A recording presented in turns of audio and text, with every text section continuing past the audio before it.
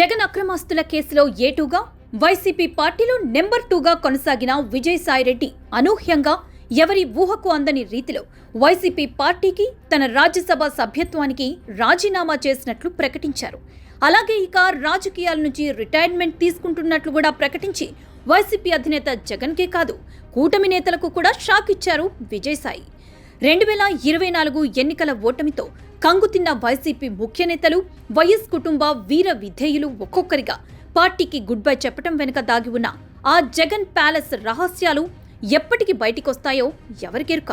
అయితే విజయసాయిరెడ్డి తన స్వీయ నిర్ణయం మేరకే తన రాజకీయ రిటైర్మెంట్ ప్రకటించడం జరిగిందని, ఇందులో ఎటువంటి ఒత్తిళ్లు లేవంటూ పేర్కొన్నారు. అలాగే తనకు బాబు కుటుంబంతో కానీ, జనసేనాని పవన్ కళ్యాణ్తో కానీ ఎటువంటి వ్యక్తిగత శత్రుత్వం లేదంటూ తెలియజేశారు. అలాగే తనకు ఇన్నాళ్లు రాజకీయ అవకాశం కల్పించిన జగన్కు, వైఎస్ కుటుంబానికి కృతజ్ఞతలు తెలియజేశారు. అయితే జగన్ లండన్ పర్యటనలో ఉండగానే విజయసాయి ఇంత సడన్ గా తన రాజకీయ రిటైర్మెంట్ ప్రకటించడం వెనుక దాగి ఉన్న ఆ వ్యూహం ఏమిటో. నిజంగా తను రాజకీయాల నుంచి తప్పుకోవాలి అనుకుంటే జగన్ ఏపీకి తిరిగి వచ్చాక అతనితో చర్చించి ఈ ప్రకటన చేసుండొచ్చు. కానీ సాయిరెడ్డి మాత్రం అందుకు భిన్నంగా ఎవరు ఊహించని సందర్భంలో రాజకీయాల నుంచి తప్పుకుంటున్నా అంటూ ప్రకటించటం అంటే బ్యాక్గ్రౌండ్లో చాలా పెద్ద కథే నడుస్తూ ఉంటుందంటున్నారు రాజకీయ విశ్లేషకులు. 2024 ఎన్నికల సమయం నుండే జగన్కు సాయికి మధ్య అభిప్రాయ భేదాలు వచ్చాయని, తాను కోరిన విశాఖ సీటు కాకుండా జగన్ తనను నెల్లూరుకి పంపటంపై కూడా సాయిరెడ్డి అసంతృప్తి వ్యక్తం చేసినట్లు అప్పట్లో పార్టీలో గుసగుసలు వినపడ్డాయి. దానికి తోడు పార్టీ ఘోర ఓటమి, విజయసాయి చుట్టూ వ్యక్తిగత వివాదాలు జగన్కు సాయిపై మరింత ఆగ్రహాన్ని తెప్పించినట్లు సమాచారం.